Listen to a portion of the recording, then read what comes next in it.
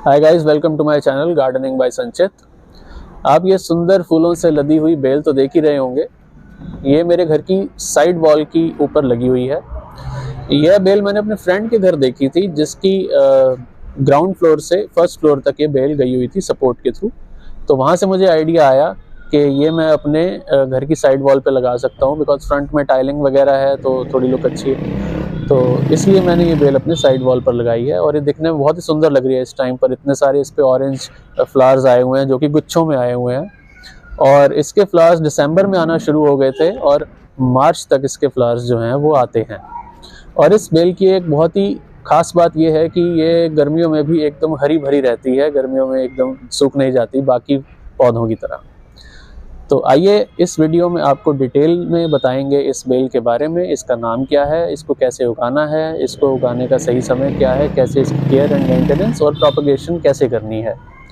आइए चलते हैं वीडियो की तरफ। तो सबसे पहले हम बात करेंगे इसके लिए यूज़ होने वाली सॉइल के बारे में। अगर आप इसको ज़मीन में उगा रहे हैं, जो कि मैं रेकमेंड करूंगा आपको कि इसको ज़मीन में उगाएं, क्योंकि इसको न्यूट्रिशन ज़्यादा मिलेगी उस केस में और ये अच्छे से फैल पाएगी, बिकॉज ये क्लाइंबर है।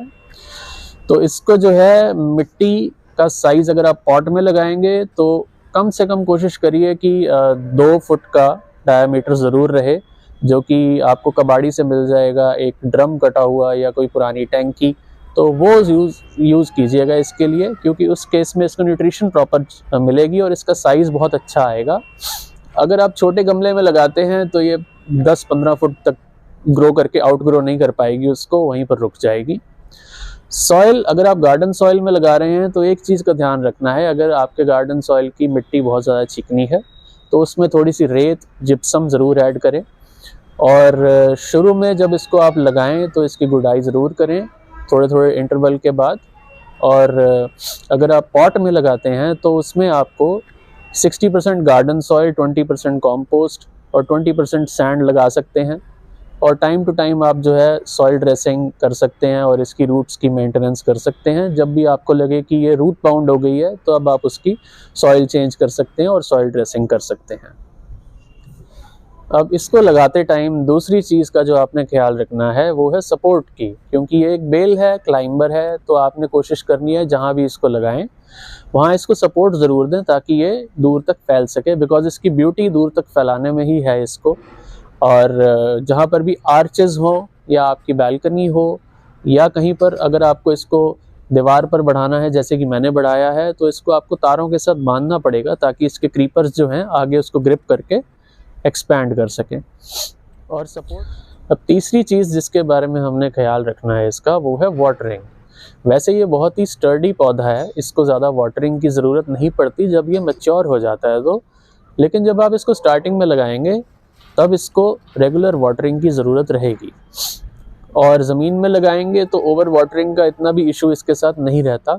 जब आप इसको गमले में लगाएंगे तब आपने ध्यान रखना है कि गमला जो है वो वेल ड्रेन्ड सॉइल हो और उसमें पानी का ठहराव ज़्यादा ना हो।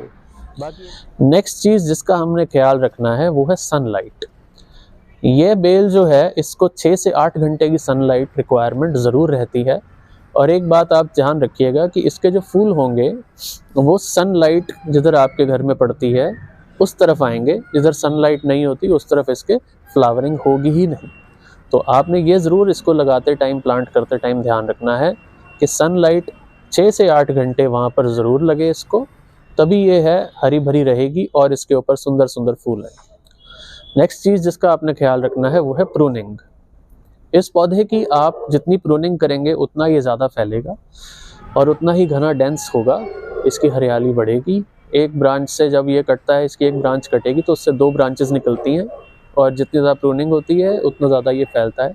एक चीज़ का जो हमें ध्यान रखना है कि इसकी प्रूनिंग करने का सही समय क्या है, वो गर्मियाँ शुरू होने से पहले है और दूसरा मानसून ख़त्म होने के बाद है।